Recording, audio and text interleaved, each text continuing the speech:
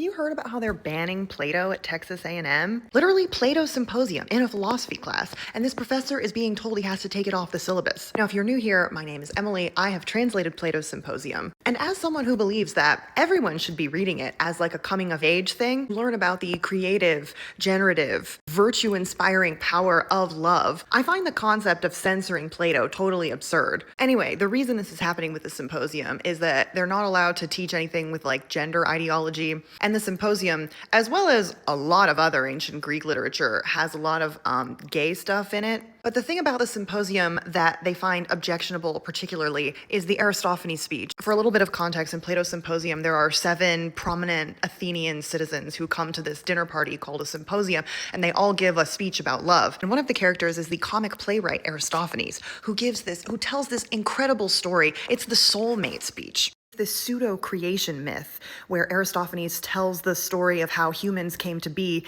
and what the role of love is in the world. In the story, there are these sphere people.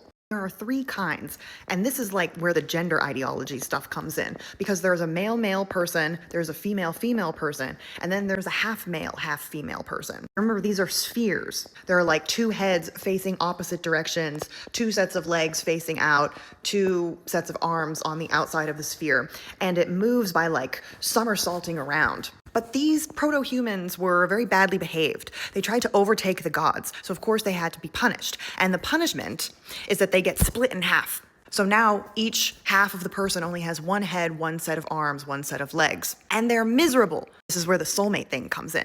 So these split in half people then spend their whole life wandering around trying to come back together with the half that was cleaved off of them. Cutting out a lot of this story for the sake of the 3-minute video.